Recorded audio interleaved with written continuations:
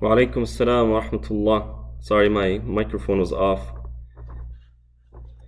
Hi, Bismillah ar-Rahman ar-Rahim, wa salatu wassalam ala nabiyyina Muhammad wa ala alihi wa ashabihi ajma'in, amma ba'd.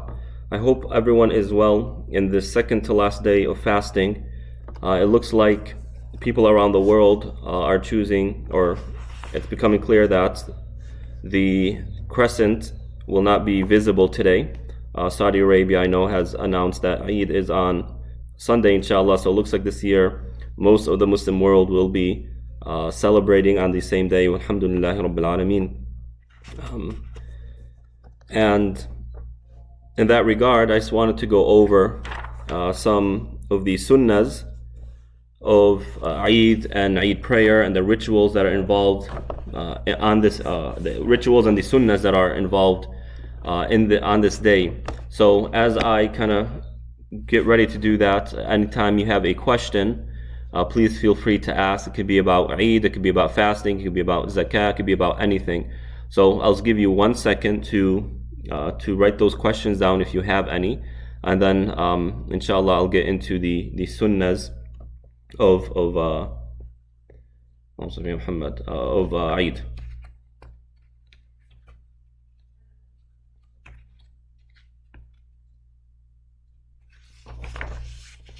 I'll just go ahead and jump into it. There's some details that we need to go over. Okay, so Bismillah. Eid prayer. Eid is going to be very different today, this year, obviously. So how do we do it? What's the deal? Now, I'm sure, like the confusion of the crescent and the hilal, and when do we start Ramadan, when do we end Ramadan, and people are differ, etc. You've been noticing that when it comes to Eid prayer this year, people are differing and there's confusion as well. Very normal, and that's okay. The first thing I want to say, it's okay when Muslims differ over these issues. Okay, these aren't essential issues to Islam, in a sense that these aren't the pillars of Islam. We're not differing over whether Salah is obligatory or not, or when the 5 daily prayers are. We're differing over Salat al-Eid, or Salat al-Eid, whether or not it's allowed to be prayed at home, whether or not we're allowed to pray it as individuals, or we need a group, etc. It's perfectly fine. There are no clear-cut texts, whether in Quran or Hadith, that makes this issue 100% clear, and there's a wisdom behind that. And the reason why scholars differ is because there isn't 100% clarity in terms of Hadith, or there's not as much availability in terms of the details in this regard. So it's okay for people to differ. So you'll find some people who say that Eid prayer is not allowed to be prayed or performed at the home, at a person's home, that you need to pray either in the masjid or in some sort of formal place. That's okay. I don't agree with that. Other people will say that you need a certain amount of people, like Jum'ah prayer, in order for it to be valid. That's okay. You have scholars who say that. I don't agree with it. And even if the evidences they use were valid, or on par with what they are suggesting, our situation today is different, right? We are not people who have access to the masjid or access to these formal areas and can pray Salat al-Eid. We are in a situation where we cannot. So with this situation, this necessity, there's enough flexibility in the Sharia to ease some of these constraints or some of these conditions. So the opinion I have adopted, which is the opinion of the majority of scholars, as far as I know, it is the school of Imam Shafi'i, Ahmad, and Malik, that if someone misses Jum'ah prayer, or if someone misses Eid prayer, then they can pray, or they don't have access to the masjid. For example, the masjid is too far away for them to attend Eid prayer, then they can go ahead and pray it at home with their family. And then they differ as how it's to be performed. Some will say that you don't pray Eid prayer as we know it, but rather you pray Duha prayer, 2 rak'ahs or 4 rak'ahs. You pray 2 or 4 rak'ahs with the intention of Eid prayer. So it's like praying Duha prayer, but with the intention of Eid. Others will say, no, you pray it exactly how we do it in the masjid normally. and then they'll differ over whether or not you have to do the khutbah or not. Again, all of them have valid points of view. All of them try to corroborate their positions with Quran and Hadith. So all of them, inshallah, are rewarded for their efforts. And anyone who takes any of these opinions, so long as they do it thinking that the one giving the fatwa is credible and has the qualifications to give fatwa, or they believe that this is closest to sunnah, not because it's closest to the mind. Be careful here, right? Just because your mind agrees with it doesn't mean that the Sharia agrees with it. So it needs to be with the intention that this is what the Sharia wants from us, or what Allah subhanahu wa ta'ala wants from us. Okay, so that's in terms of praying Eid at home. Praying Eid at home we should do it. And inshallah, after this session, I will record a video and upload it as to how it should be done, inshallah. When is it to be done? It's to be done during the time of duha, and that is beginning 15 minutes after shuruq until about 10-15 minutes before dhuhr prayer. So in our times, on the day of Eid, I believe Fajr or Shuruq will be at 5:45 a.m.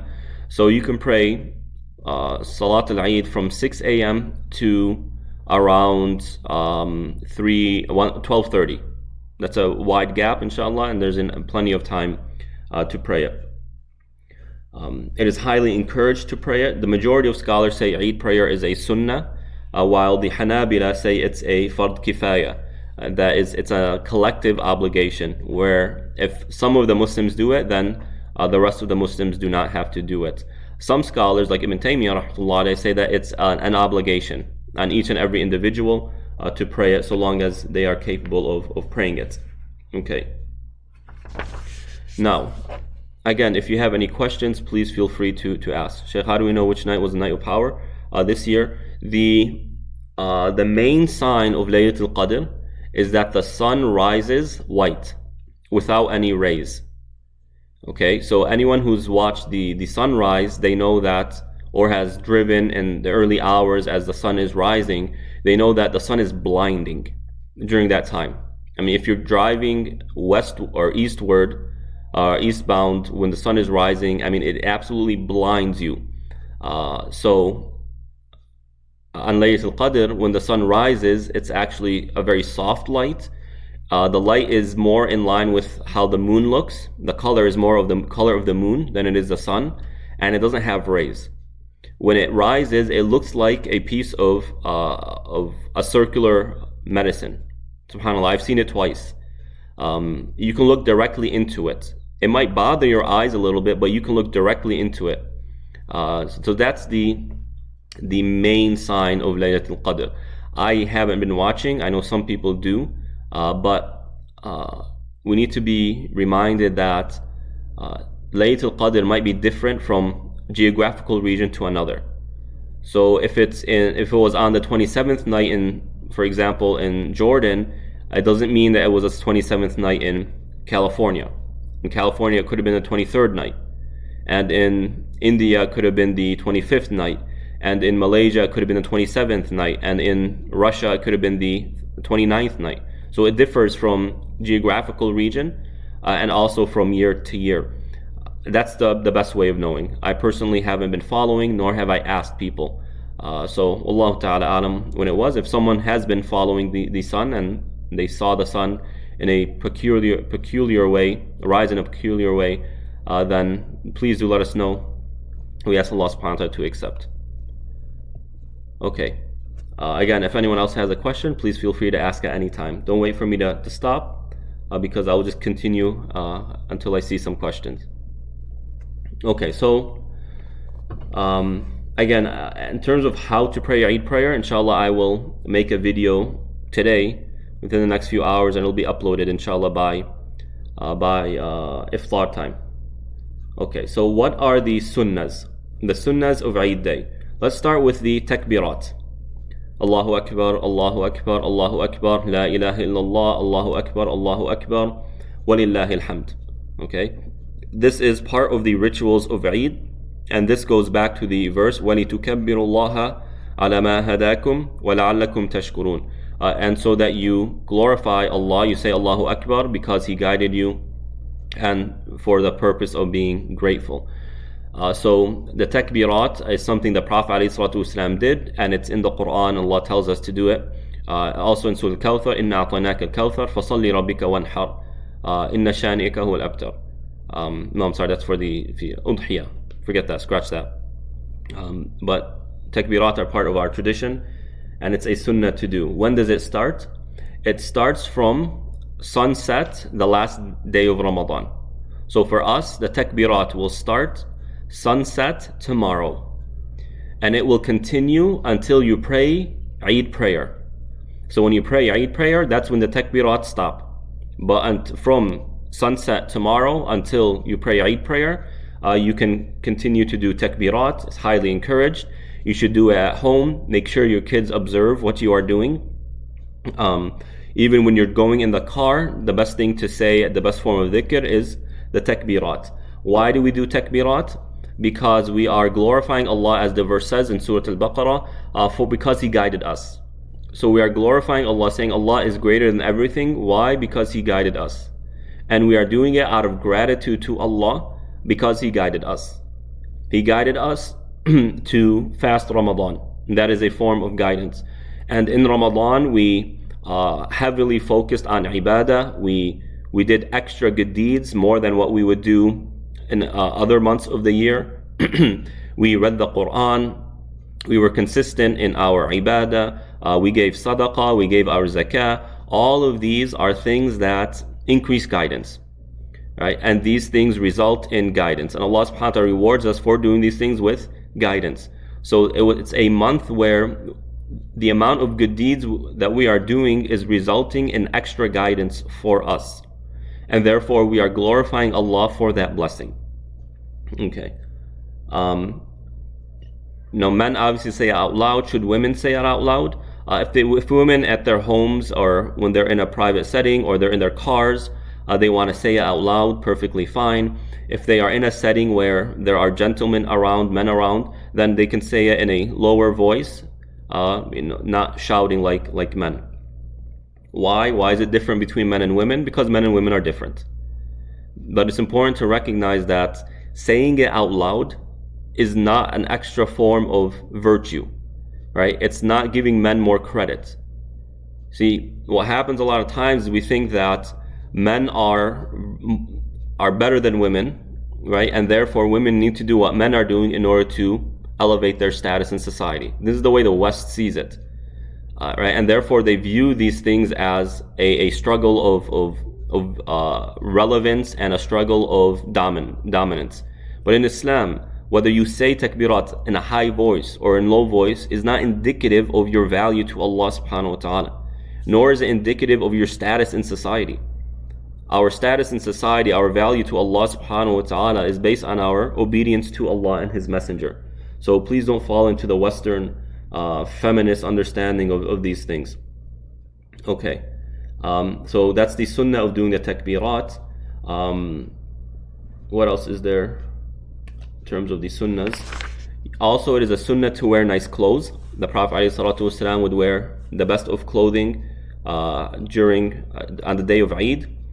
Also, doing the sunnahs of Jum'ah. So all the sunnahs of Jum'ah are applicable to Eid as well. So taking a shower, doing ghusl before going to Eid prayer, before doing Eid prayer, and this is still applicable to us if you plan on doing Eid prayer at home. Wearing cologne for the men. For the women, if you put on something very, very soft scent to where the person next to you won't be able to smell you unless they're very close, right? And a man who comes too close will get smacked. That's what I'm talking about here. That's fine. The prohibition of women wearing fragrances in public, Allah Ta'ala is referring to women who wear so much perfume that the scent stays behind them. Like even though they're 100 feet ahead, the scent stays behind. So if you wear light enough to where only the person hugging you will be able to smell it, and of course you as a lady are not going to let some foreign man or strange man or non-mahram man hug you, then that's fine, inshallah. And this goes to the hadith that the best of aesthetics, aesthetics, for women is that which the perfume is very soft in scent, to where it cannot be smelled by people unless they're very, very close proximity. So that's also one. Among the sunnahs is to go to the masjid taking a path you don't normally take.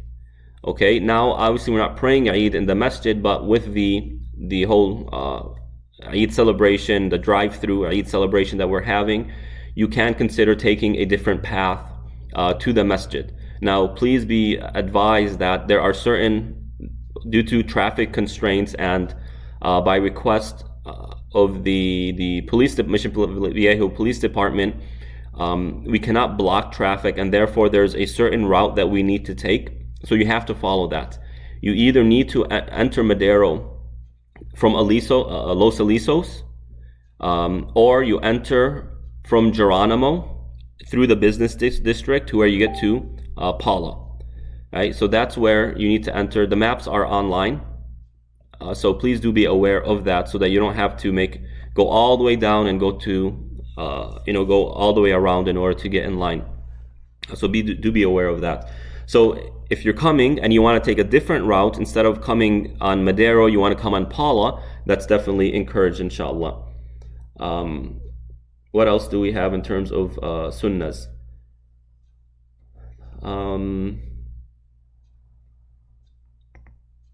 For Zakat al-Fitr, it needs to be paid before praying Eid prayer. So if you have yet to do that, please go ahead and do that. You can pay online. You can pay via the launch good that we have. You can stop by the masjid. We are open today until 3 or 4 o'clock. So stop by and drop it off because tomorrow we'll be open from, I think, 11 to 1. So these are small windows, but you can come and do it if you would rather do it in person. Along with other sunnahs, trying to find, I want to make sure I don't forget anything.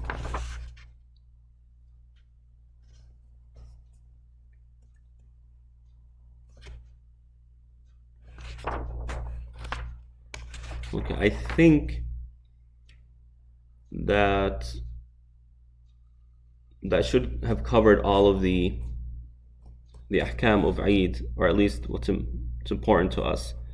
So I'll go ahead and leave the rest of the time for you all to ask questions. I'll give you a second for the delay to catch up.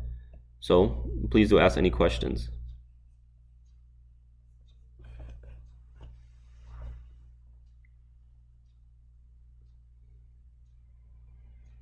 Oh yes, another sunnah of Eid is that when you first wake up, you eat something. The Prophet ﷺ used to eat dates. If you have dates, great. If you don't have dates, then eat anything. The wisdom behind that is to announce that you have broken your fast. Right? The Sharia is very keen on making sure our acts of worship are distinguished from one another and they don't become mixed with one another. So for that reason, it is forbidden to fast the day before Ramadan and the day after Ramadan, meaning on Eid day. It's prohibited to fast on these days. Why? To make sure that Ramadan is distinguished from other forms of fasting. Same thing when it comes to Salah. The Prophet ﷺ tells us, when you conclude Salah, do not enter a new Salah until you physically move, or say something. Why? To distinguish what you just prayed with what you're going from what you're going to pray.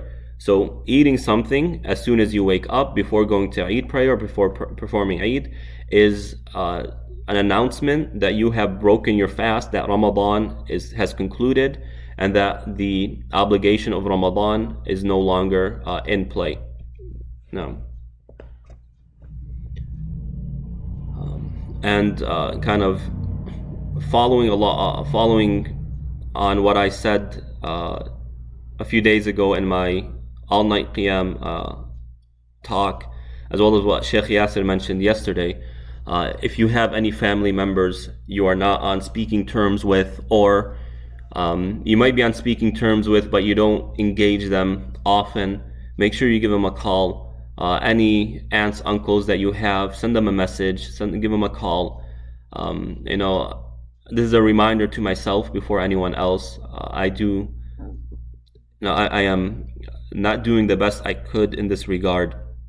So amend any broken relationships, forgive people.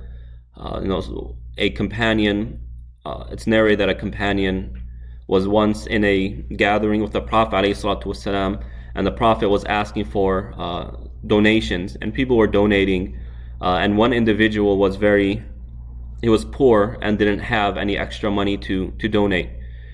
So he wanted to participate so badly, and he didn't want this opportunity to leave him, but he didn't have the resources to participate. So he made intention, he said, Ya Allah, my sadaqah to the ummah today is that I forgive anyone who has wronged me. So the Prophet ﷺ says, who amongst you said this? Who amongst you did this? They forgave everyone as a form of sadaqah. And then the companion who did it said, me, Ya Rasulullah. And the Prophet ﷺ said, Allah subhanahu wa ta'ala has accepted your charity. So right now, in front of you all, anyone who has spoken ill of me, who has did backbiting against me, anyone who may have wronged me, then I have, for the sake of Allah subhanahu wa ta'ala, I forgive them. And I hope that Allah subhanahu wa ta'ala is pleased with that. I do it out of love for Allah subhanahu wa ta'ala, more so than out of love for my fellow brother or sister. I forgive them all, inshallah. And if I have wronged anyone, if I have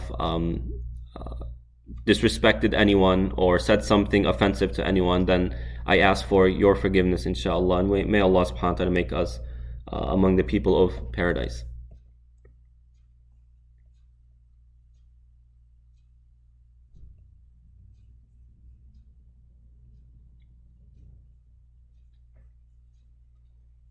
Okay, last week we had more questions. Where are the questions? Bismillah. You energize me when you give me questions.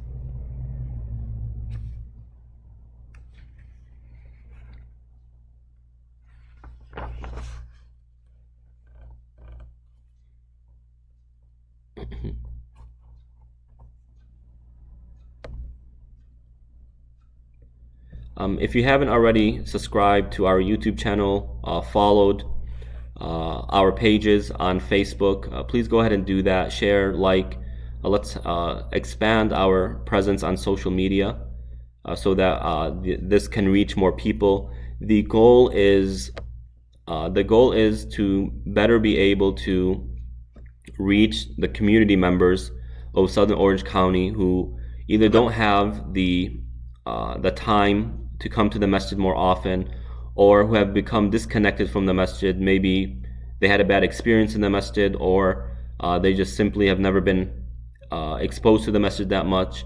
And perhaps social media can be a channel for them to be reconnected and interest them into coming back to the masjid. So please do help us in that regard by sharing, liking, inviting other people to subscribe and follow our social media outlets, inshallah. And we plan on staying virtual even after this whole pandemic ends. Not to discourage people from coming to the masjid. On the contrary, we want people to come to the masjid, but to continue to engage those who don't have as much access to the masjid. Is rain another sign of Laylatul Qadr? To be honest, I haven't come across rain being a sign of Laylatul Qadr.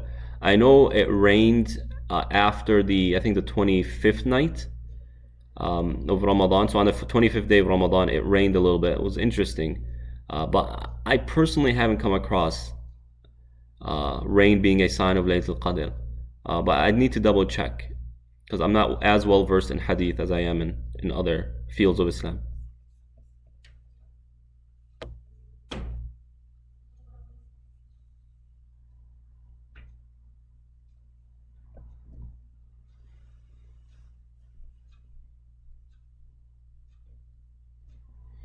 Okay, so okay, I have a question. Are odd days of Ramadan counted based on the first day of fasting or the first day of the month?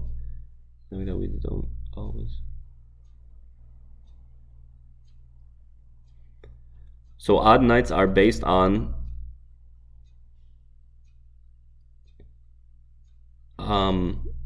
so I mean, Allah Ta'ala Alam, I'm going to say it's the based on the first day of the month of Ramadan. So let's say Muslims made a mistake and they fasted a day before Ramadan officially started or a day after. And it can happen. Once in Saudi Arabia, I believe, they fasted a day late. They didn't see the Hilal, but the Hilal actually came out. So it can happen. For example, it's a cloudy night before all the technology that we have today and all the satellites and whatnot. But I think it was a cloudy day, and the Hilal did come out, but they couldn't see it because the Hilal was blocked by the clouds. So they fasted the day after in accordance to the hadith. The Prophet ﷺ says if it's a cloudy night, then continue to do what you were doing before. So what happened was the Hilal came out on a cloudy night. They didn't see it. They started fasting a day late. And then Ramadan that month was 29 days, but they only fasted 28 days. So they saw the Hilal on the 29th night of Ramadan instead of the night after. So they broke their fast, they did Eid, and then each person made up a day afterwards. So it can happen, but Allah Ta'ala Alam, the odd night is in accordance to the month itself. And that's why it's important to take advantage of all 10 nights of Ramadan, the last 10 nights of Ramadan. That's what the scholar said, because a person can make a mistake and fast a day early or a day late, and therefore their nights aren't coinciding with the actual nights. So take advantage of all 10. Allah Ta'ala Alam. So it's based on the first of the month of Ramadan and not based on the first day of our fasting. Allah Ta'ala Alam.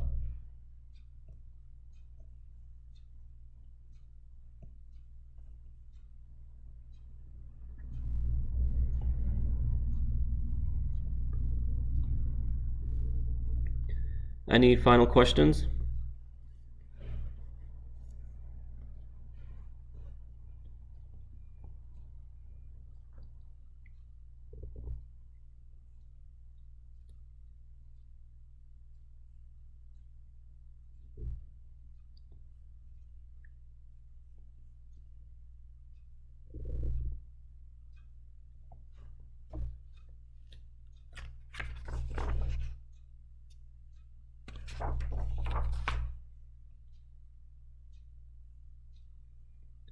Okay, anyone who has any questions, please feel free to reach out to me. My email is Tariq, Tarik, @ocif.org.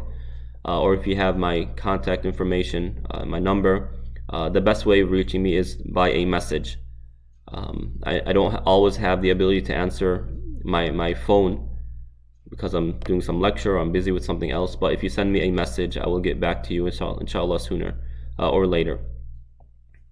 Allah Ta'ala Alam.